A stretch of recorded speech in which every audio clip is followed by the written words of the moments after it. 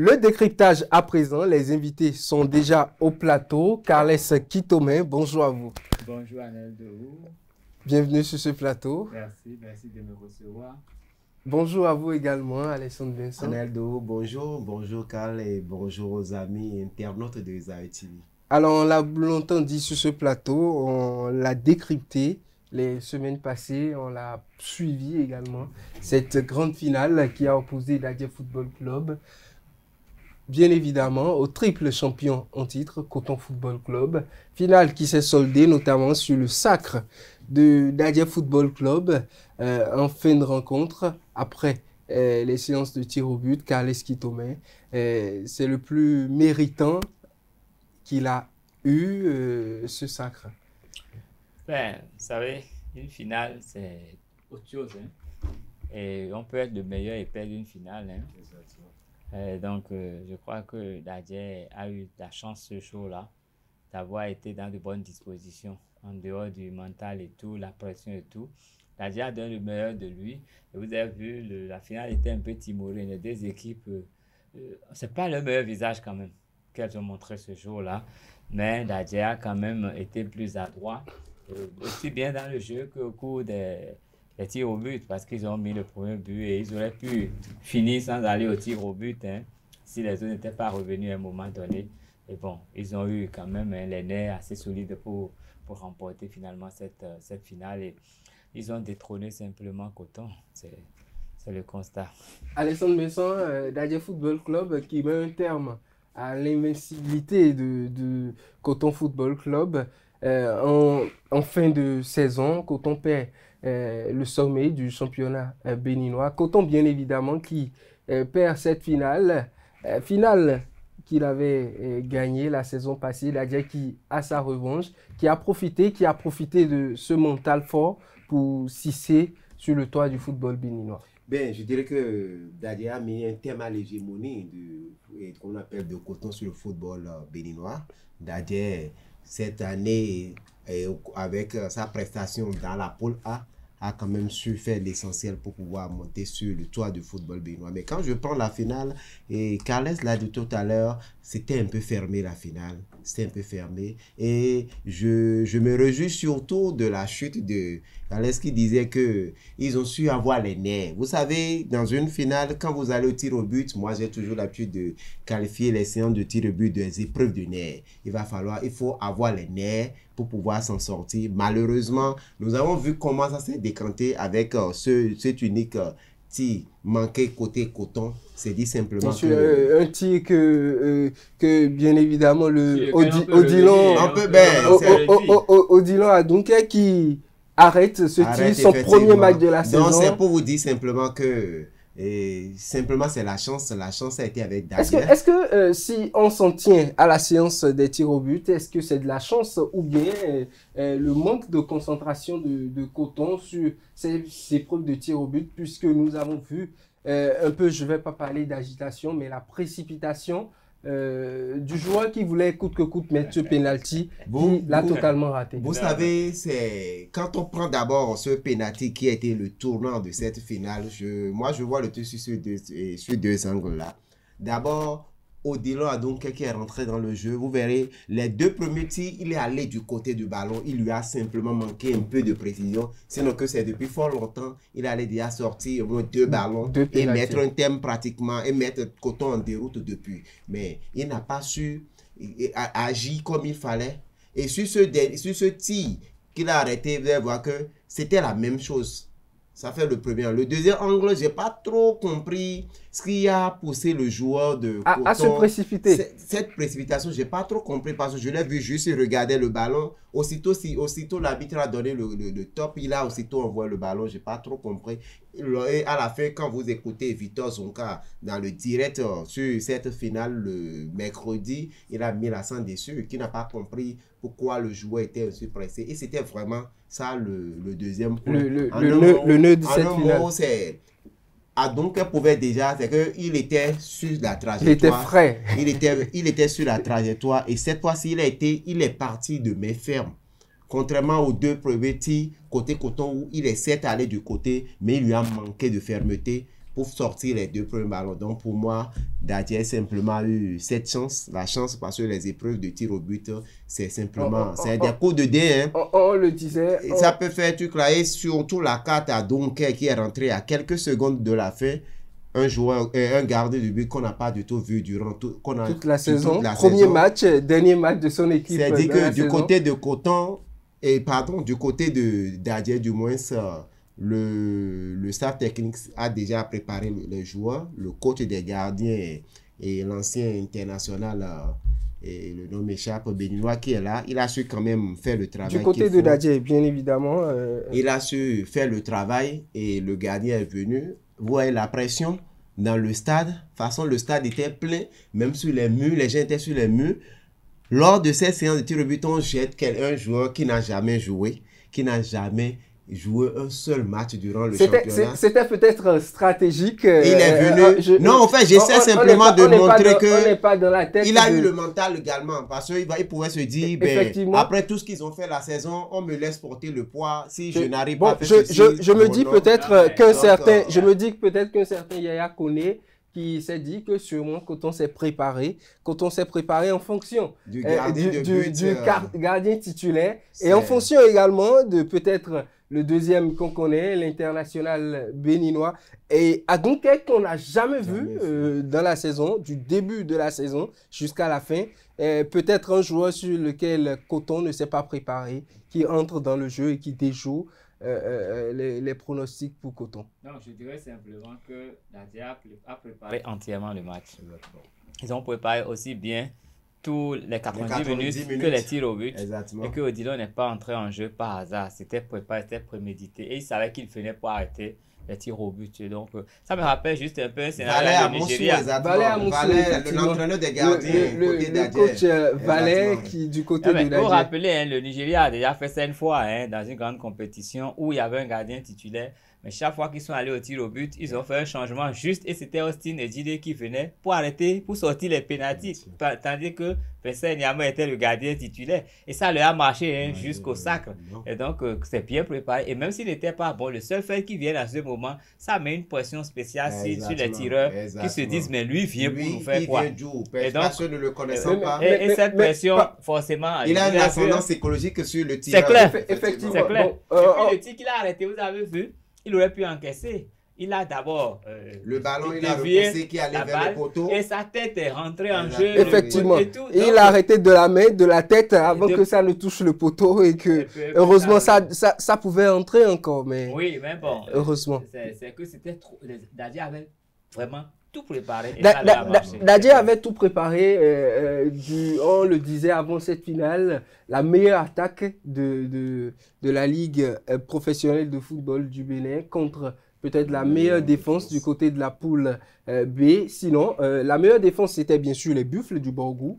Mais du côté de la poule B, Coton, meilleure défense, qui s'affrontait. Dadje a profité des deux attaquants qui ont changé le cours du jeu. Le premier du côté de Bagaté pour, à la 23e minute, Bagaté qui inscrit le but sur le coup franc.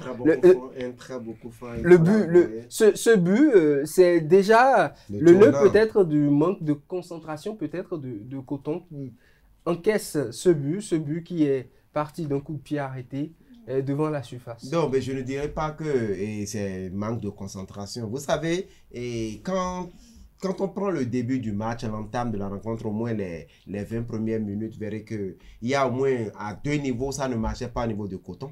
Ça ne marchait pas sérieusement. Et Dadje a su vraiment profiter de ça pour mettre la pression. Et Salif également a su utiliser comme il fallait parce qu'on a vu comment il a enroulé. Il le disait dans l'interview de fait. Qu'il a vu le trou et juste avant de frapper, il dit à son coéquipier, laissez-moi jouer. J'ai vu, laissez-moi jouer. Et il a l'habitude de tirer ces gens de coups francs lors des séances d'entraînement. Donc, il a su simplement faire le travail. Et vous allez voir que Dadje a su profiter un peu du début manqué côté Coton. Et vous allez voir, lorsque Victor Zonka a effectué deux changements en faisant sortir Hippolyte Sani, Quand ils ont fait sortir Sani et il y a un autre joueur, les deux qui sont ils ont ramené. Mais le jeu a changé aussi. Alessandre Besson, Oui. est-ce que ce niveau, ce changement avant la mi-temps n'est pas un aveu de faiblesse du côté de Coton? Parce Non. on voit un certain Coton qui, Il y avait, à la fin, certains Carles joueurs qui Quitome, faisaient de on la voit un fébrilité. certain Coton Oui. qui effectue un changement dans la toute dernière minute du temps réglementaire de la première période. Changement qu'on pouvait attendre et le fait en début de deuxième partie. Mais est-ce qu'à ce niveau, est-ce que c'est pas un aveu que l'adversaire est en train de prendre le dessus? Vous savez, on est en train de jouer une finale. Il peut y avoir un maillon du système qui peut peut-être pas prendre. On ne peut pas attendre la fin. On va pas, c'est une chaîne. On ne va pas laisser le maillon emporter tout ce qu'on a mis en place comme dispositif.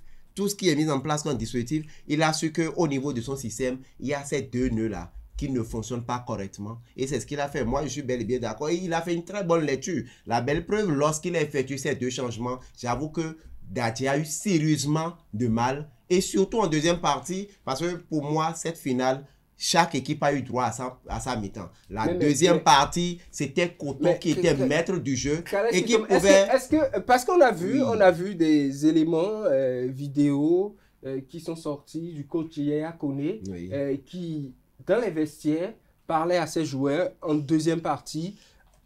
On se laisse dominer en deuxième partie, on laisse le ballon rouler pour fatiguer l'adversaire avant de reprendre le dessus. Est-ce que c'est pas stratégique ce recul? Une finale, ça se joue.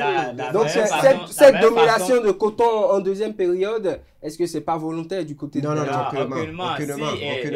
On respecte le rang de Coton dans le football. Exactement, aucunement. C'est une finale, c'est le titre. De les laisser jouer. Peut-être on a mis en place, on était un peu plus défensif. Encore que c'est une simulation, hein. On le fait pour endormir un peu l'adversaire, pour le surprendre. Mais à aucun moment, ils n'ont surpris l'adversaire. Exactement. Ils ont été peut-être même dominés. Ils ont voulu faire quelque chose, ils ont été dominés, ils ont pris beaucoup de risques, énormément de risques. Si Coton avait eu de l'adresse, Coton aurait même pu gagner en deuxième. Beaucoup même. Et on a vu Henri Emmanuel qui a été vraiment un os dans la gorge. Cette parade de Loki qu'on a vu sur cette frappe de Henri Emmanuel sur le côté. Loki qui a été magistral dans cette rencontre en sortant pratiquement. Et si Coton ne mettait pas cette pression, on n'allait pas voir ce côté du gardien de Dadji. C'est dit quand même qu'en deuxième partie... Loki, on le connaissait pour ses sur cette finale-là, cet arrêt magistral dont vous avez mentionné, c'est parce qu'il y avait vraiment du feu en face. En deuxième partie, avouons que chaque équipe a eu droit à une partie. Deuxième partie, c'était plus pour la formation de Coton qui pouvait banalement faire basculer cette rencontre. Je vois Coton peut-être égaliser 5 minutes, mais 10 minutes après le retour des vestiaires. Et la rencontre allait basculer autrement. C'est pour vous dire simplement que en deuxième partie, Dadji, c'est vrai que Dadji a su gérer. Que ce soit sa défense, on a vu une belle défense qui a su faire l'essentiel, mais Coton, après avoir raté l'entame de la rencontre, a su faire l'essentiel en deuxième partie. Malheureusement, ils sont venus au score pratiquement en toute fin de rencontre. Si c'était plus tôt, ça allait donner autre tournure à cette rencontre. Et peut-être qu'on serait peut-être pas en train de voir la rencontre, mais l'analyser. Si c'est angle, on allait peut-être, ça allait changer, le rôle allait changer. La lecture serait différente, mais quand même, Dadji a su simplement résister. Dadji a su résister, même si ils ont encaissé ce but sur le penalty. Et ce penalty également, à la manière dont le défenseur allait au marquage, ça laisse vraiment à désirer. Ça laisse vraiment à désirer. Mais néanmoins, c'est un tournant dans une rencontre un peu de tout. Heureusement pour Dadji que lors des séances de tir au but, ils ont su. Dadji a compté sur son deuxième attaquant. Qui a déjà fait la différence. C'est déjà bien maintenant. Place maintenant aux réalités. Mais avant d'en arriver là, je voudrais quand même souligner que cette finale-là est quand même à l'image de ce que les deux clubs ont montré tout au long de la saison. Nous avons vu une équipe qui a fourni plus d'efforts durant la saison, qui n'a pas du tout été stable, qui a eu des prestations en dents de scie, qui a montré du meilleur et tout. Donc l'équipe de Coton n'était pas une équipe sur laquelle on pouvait beaucoup compter. Il n'y avait pas de stabilité tout au long de la phase, pas d'assurance, rien. Et Coton aurait même pu ne pas arriver à cette finale-là si certaines équipes dans la poule B n'avaient pas baissé un peu, n'étaient pas fatiguées, si d'ailleurs l'effectif aussi étoffé que Coton. Coton n'allait jamais reprendre la tête. Donc, en face, on a une équipe de Dadje qui a plus fait de la distance, beaucoup plus régulière, qui a fait plus de constante. Et donc, dans les têtes aussi, c'est forcément un peu plus constant. Donc, ça s'est joué dans la tête pour. Oui, non, cette finale, ça s'est joué dans la tête. Parce que pendant la domination, ils pouvaient encaisser des buts. Mais ils sont restés solides. Ils ont su contrer. Ils ont su faire douter l'équipe de Coton qui, malgré tout le feu, n'arrivait pas à atteindre quand même son objectif. Et je crois qu'il y a eu, je ne sais pas si un préparateur psychologique au niveau de la DFC, mais psychologiquement, ils ont été très forts pour gagner cette finale-là. On connaît cette équipe avec son mental fort depuis la saison passée. Et déjà, Alessandre Besson, est-ce que ce sacre aujourd'hui de Dadje ne témoigne pas du fait que les équipes doivent miser peut-être sur des préparations de longue durée, c'est-à-dire des préparations qui vont se faire sur des années, parce qu'on a vu Dadje, ce projet qui est arrivé à concrétisation, ce sacre, ça s'est préparé depuis l'arrivée d'un certain Vincent Rothuron, qui a gardé cette équipe et qui disait au terme des 3 ans qu'il aura à faire à la tête du club. Le club sera champion du Bénin. Il a fait 2 ans, il est parti. La 3e année, le club finit, son adjoint prend le club et amène le club jusqu'au niveau de vice-champion du Bénin. Yaya Kone vient dans la ligne et prend ce même club, évolue un peu et termine champion du Bénin. Est-ce que les autres équipes de notre championnat ne devraient pas s'inspirer de ce modèle, de préparer un sacre sur des années et non de courir derrière le titre directement quand on se lève du jour au lendemain? Vous savez, ce modèle n'est pas loin du modèle de vice-champion. C'est-à-dire, il faut avoir les moyens, il faut pouvoir recruter les bons joueurs. Et ça passe par là. Il faut avoir un staff, il faut avoir l'encadrement qu'il faut, une bonne politique pour pouvoir faire le travail. Aujourd'hui, quand vous prenez l'équipe de Dadje, les conditions dans lesquelles les joueurs de Dadje se trouvent, hébergement, paiement de salaire, tout ceci, c'est pas loin de ce qu'on retrouvait chez le champion de l'année dernière, et Coton. Et quand on prend ça, quand on prend d'autres clubs qu'on met à côté, il y a vraiment, le fossé, c'est très béant.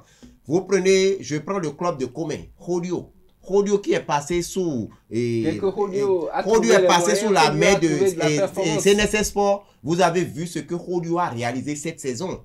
Rodio qui jouait la deuxième partie Mais on voit les moyens agir également du côté de l'Autopopo, mais le résultat... Non, attendez, l'Autopopo a fini parmi les équipes trucs là. Et si ce n'était pas la défaite à domicile face à Dynamique lors de la dernière journée, l'Autopopo allait terminer 3e, voire même 3e. Oui. Derrière tout ça, c'est dit quand même que quand il y a les moyens, il y a une bonne politique autour de ça, il n'y a pas du tout de problème.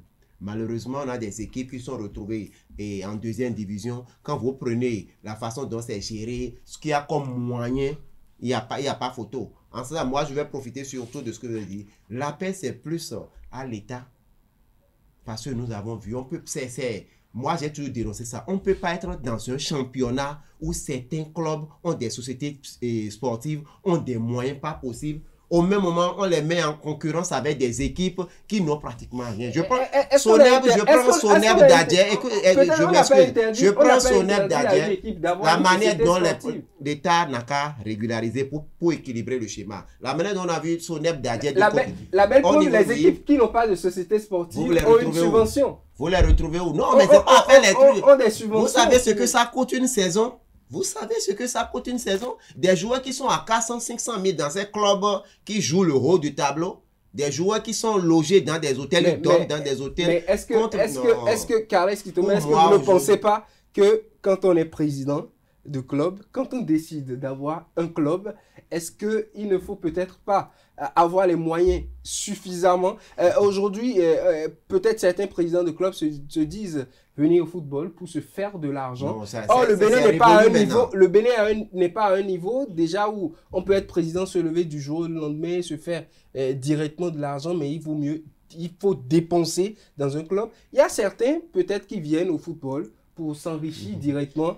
Un président se lève avec le petit moyen, mise peu espère de grands résultats. Posez la question au président Casimir Sosso de Dadje. Je prends même Dadje. Au moment où il n'y avait pas de société sportive de Dadje, il allait vous dire ce que ça amène, comment on s'est fait saigner les responsables de club. Mais aujourd'hui, quand la société sportive est là... Quand on décide de s'investir, d'avoir un club, c'est quand on est prêt à dépenser. Ce que je suis en train de dire, je m'excuse, ce que je suis en train de dire, j'essaie simplement de dire, lorsque cette politique de société sportive est arrivée, moi j'ai eu la chance d'assister à plusieurs présentations au temps du ministre Ozaf Omeki, on nous a présenté comment ça fonctionne. Et je me rappelle bien, l'expert disait qu'il y a tellement de sociétés qui sont là pour pouvoir... Qu'est-ce qui fait qu'aujourd'hui, certains en ont et d'autres n'en ont pas? Nous avons vu Buffle lorsqu'il y avait eu dissolution de la CNCB, l'année qui a suivi. Vous avez vu comment les Buffons ont eu du mal.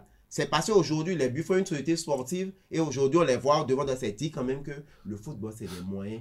Les présidents de clubs, ils n'ont pas créé les clubs pour que l'État vienne leur donner de l'argent pour gérer. C'est parce qu'ils ont les moyens. Mais de la manière dont on a mis la politique pour que d'autres aient des sociétés sportives, dont des sociétés d'État, il faut qu'on puisse aider les autres aussi pour équilibrer le challenge. Ça va plus se rehausser. Est-ce que cela n'est pas libre? Est-ce que cela n'est pas libre? Est-ce que on choisit d'avoir des sociétés, on ne choisit pas? Est-ce que quand on a la volonté d'avoir une société sportive, est-ce qu'on ne peut pas directement... cette politique de 1 pour 1000 sur les chiffres d'affaires annuels pour pouvoir financer un club professionnel. C'est l'État qui a instauré. Effectivement.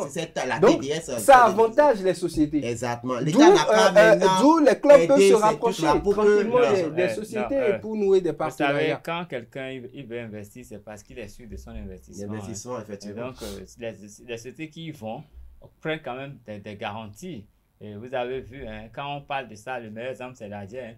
On a vu Dadje, jusqu'à la veille de sa participation à la campagne africaine, les salaires impayés, on a vu trop de conneries. On a vu comment Dadje, mais le match allait du côté du Nigeria, El Kameni Warriors du côté. On a vu comment le club allait du côté du Nigeria. N'oublions pas que c'était une période où Dadje avait des problèmes avec l'association. Bon, la SONEP avait des problèmes avec l'association. Au niveau de l'association, on ne savait pas qui était le président. C'est là où c'est intéressant. D'où Dadje conserve ses moyens pour ne pas investir dans le vide et a attendu que cette situation se décante avant d'y mettre les moyens. Ça décrit le fait que quand il n'y a pas une bonne société derrière, quand il n'y a pas un vrai financier, ça ne marche pas. Parce qu'on a vu comment ça a tâtonné avec Dadje pendant toute cette période-là. Et dès que ça a été réglé, on a vu que Dadje a présenté un autre visage. La même chose au niveau de Audio. Ça veut dire que... Il y a des exemples sur la table. Il y a beaucoup d'exemples qu'on peut citer. Aujourd'hui, nous allons jouer une première division du club. Quelle est la société qui est derrière Coton? Il y en a tellement de sociétés. Il y en a beaucoup. Donc, vous voyez, dans ce que... Il faut qu'on essaie d'équilibrer le terrain pour donner la chance à tout le monde. Il y a une équipe qui a tout le monde derrière. Il y a d'autres équipes qui ont des minuscules derrière, qui n'ont personne derrière. Mais il faut équilibrer. Il faut faire l'équilibre. C'est ce que je pense. Peut-être... L'État doit réguler ça. La politique est installée. Aujourd'hui, nous avons des clubs de l'élite, des clubs de deuxième division. Aujourd'hui, on a 18 maintenant. Je pense que si une équipe doit être vraiment de l'élite béninoise, cette équipe peut-être doit avoir sa société sportive et avoir beaucoup plus de moyens parce que le championnat sera plus rude. Ça va être plus rude. En fait, moi, ce que j'essaie simplement de mettre, j'essaie quand même d'attirer l'attention sur quelque chose, c'est-à-dire quoi? Le jeu est très biaisé. Quand on crie, on dit tel meilleur, dans le championnat béninois, le jeu est très biaisé. Vous avez des chances ils ont tout ce qu'il faut comme moyen. Il y a d'autres qui se battent pour avoir les moyens et on envoie les mêmes sur le même terrain pour les évaluer. Maintenant, on est en première division, on est en deuxième division. Regardons-nous dans la glace et disons-nous la vérité. Équilibrons les choses et donnons la chance à tout le monde. Ça y va quand même du développement de notre football. Merci à vous. Aujourd'hui, Dadje et Coton sont en compétition africaine. Les rôles ont changé. Dadje en Ligue des Champions. Coton en Coupe CAF. Qu'est-ce que ces équipes peuvent faire pour améliorer leur performance de l'année dernière? Bon, on attend la feuille de route pour voir la préparation. Parce que on sait déjà que côté préparation, Dadje Football Club doit être au mois de juillet au Nigeria pour participer à une compétition des équipes championnes. Ce qui est sûr, non seulement du Nigeria, mais beaucoup on a eu la chance, Yaya Kone est venu pendant les compétitions africaines l'année dernière. il a fait les 2 étapes que avec Dadje, il a fait tout le championnat. À l'étape où nous sommes, il est en mesure de savoir là, le maillon qui n'a pas trop fonctionné dans son système. Ou là où il faut recruter, là où il faut étoffer, il saura comment faire. Et je pense que la balle est dans le camp de l'entraîneur. C'est pas qu'aujourd'hui on nous dira, ben l'entraîneur n'a pas le diplôme pour être sur le banc en compétition africaine. Des fois, amener une autre personne. Et quand il viendra, on va dire, bon, il n'était pas là, il ne maîtrise pas l'effectif. Non, aujourd'hui, il a une certaine responsabilité. Nous avons vu Coton en compétition africaine, en Ligue des Champions, échouer à chaque fois. Dadje pour une première fois. Pour une première fois. Donc, Dadje a encore un autre défi devant lui. C'est peut-être de pouvoir passer, d'aller au deuxième niveau pour montrer quand même que c'est le développement en cours. C'est-à-dire ils prennent vraiment de la place sur le terrain. Le changement qui pourrait marcher pour ces 2 équipes. Non, mais sincèrement, je voudrais dire, moi, que je suis content que Dadje soit champion du Bénin. Mais en même temps, je suis attristé parce que moi, je voulais revoir Dadje en Coupe de la CAF parce que je me dis que Dadje allait avoir plus de chance. Je l'ai même dit tout au long de la saison. Ils n'ont qu'à être les meilleurs, mais en Coupe de la CAF, ils auraient encore plus de chances de franchir des paliers. Parce qu'en Ligue des Champions, il n'y a que des tues là-bas. Hein. N'oubliez pas le deuxième tour du côté du Maroc face à la formation. Non, je me rappelle très bien. De Berkane, ce qui s'est passé ici Dadje. Ouais, mais là-bas, c'est toujours mieux. Là-bas, c'est toujours mieux parce que quand on va en Ligue des Champions, c'est toute une autre affaire. Hein. Oui, il n'y a que des cadeaux là-bas. Il y a pas de... Et puis, il faut voir les classements des équipes qui sont là, le ranking. Donc, ça veut dire que Dadje va recommencer ça très bas. On a besoin de statistiques en Ligue des Champions parce que Esaü a déjà montré la voie en cours des confédérations. C'est pas avant que Dadje on pensait que Dadje en Coupe CAF allait être dispensé d'un tour, mais ça dépend du ranking, les équipes très cotées. Non, mais il faut voir les pays qui viennent de l'Afrique australe, effectivement, ou de l'Afrique du Nord, les équipes qui ont tellement fait, de l'Afrique centrale aussi, RDC et tout ça, ils ont tellement fait.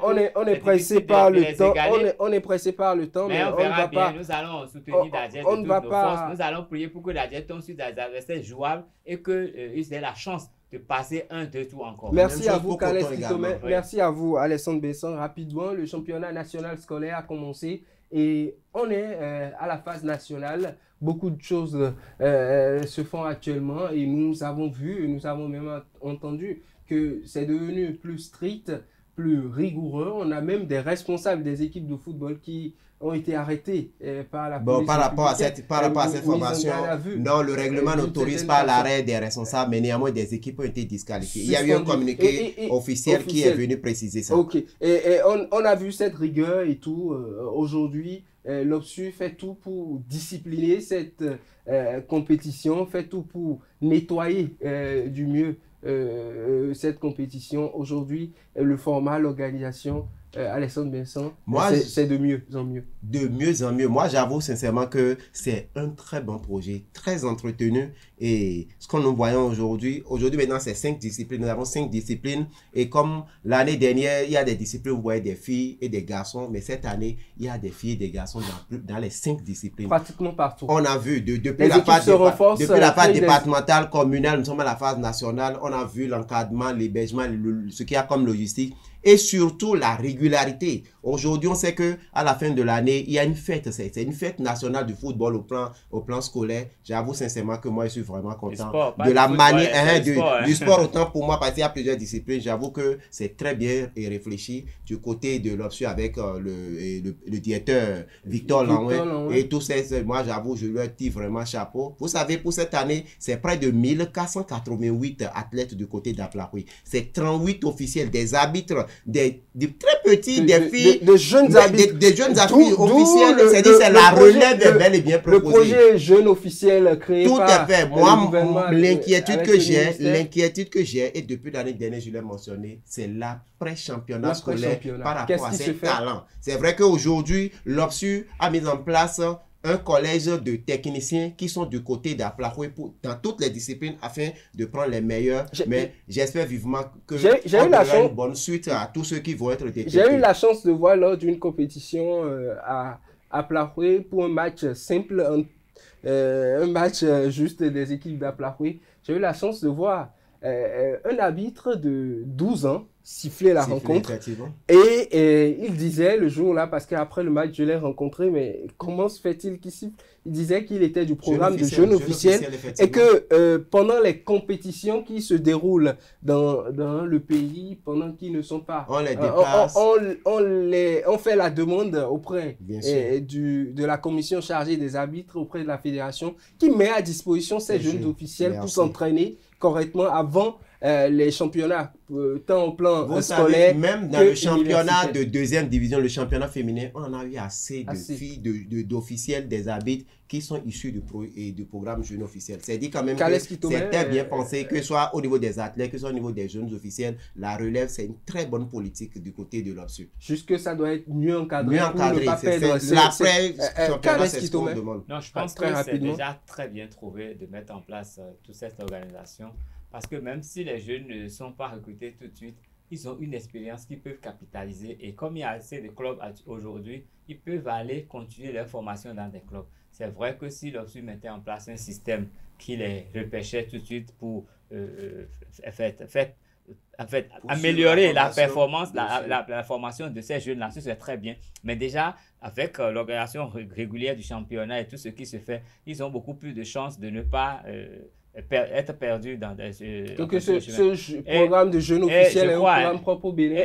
Et je crois que le Bénin essaie de mettre en place des stratégies pour assurer la relève, mais il faut toujours essayer de savoir que tout est perfectible et qu'il faut que ça aille de mieux en mieux. Mais du côté de Aplako, il faut quand même, c'est pas très heureux de le dire, il faut noter que la voie d'accès au stade, il y a quelques conditions là-bas qui ne sont pas forcément bien remplies parce que on a eu vent de quelques incidents, des véhicules qui ont eu des problèmes avec des jeunes à bord. Et donc, c'est l'occasion, c'est une grande fête là-bas, c'est l'occasion que le gouvernement s'y penche et qu'on essaye de revoir un peu les voies d'accès à tous ces stades-là. Vous savez, vous avez été au stade de Comé, Comé, le stade est beau, mais vous savez que quand on est à Comé pour aller au stade là, non mais on a des soucis, on se fait des... Non, je dis la réalité, on se fait des soucis. Donc ça a de belles infrastructures. Quand vous finissez à 18h au stade, vous devez marcher. Oui, non, si vous finissez à 18h au stade de Comé, c'est que vous êtes un peu perdu. Vous avez pratiquement marché pendant 45 minutes pour être au bord de la voie. Je vous donne un exemple. La première fois, j'ai mis pied sur le stade de Tofon. Oui.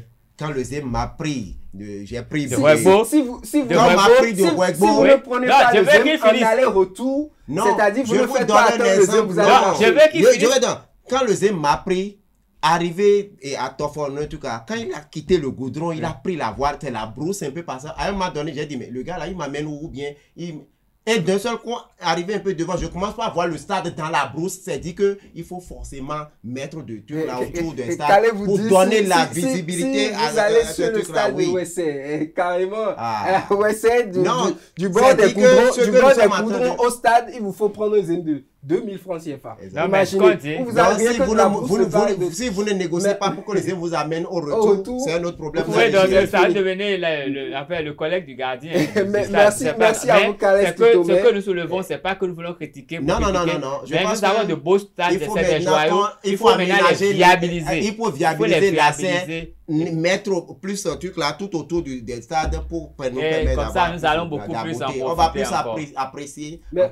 Merci à vous, Calais Kitomé. Merci Alexandre Vincent pour ce projet de jeune officiel. Moi, je pensais plutôt à peut-être rendre ce projet continental dans tous les pays pour que peut-être lors des CAN scolaires ou championnats universitaires. Les CAN scolaires, vous savez, on a des joueurs, on a des arbitres officiels d'ici qui ont officié lors de nos trucs là, qui sont retrouvés. Moi, j'en ai vu, que ce soit à Lomé, que ce soit à Abidjan, que ce soit même à Accra, donc c'est dit quand même. Pour moi, que chaque championnat, que ce soit les acteurs de ce championnat qui y participent, quand on parle des scolaires, que ce soit des arbitres scolaires. Pour le moment, le Bénin entretient sa relève. La matière pour le moment, donc merci à vous. Le Bénin commence toujours très bien. Merci. Souhaitons qu'on finisse toujours bien.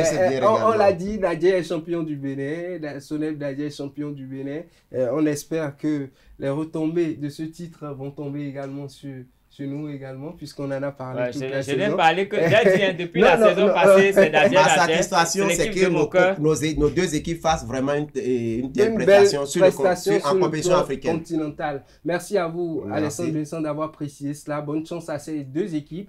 On en Bonne parlera préparation à ces équipes. tout au long de leur préparation. On va aborder les équipes on va aborder bien sûr les décryptages concernant les équipes à affronter, tout et tout. Amis internautes, merci d'être restés avec nous.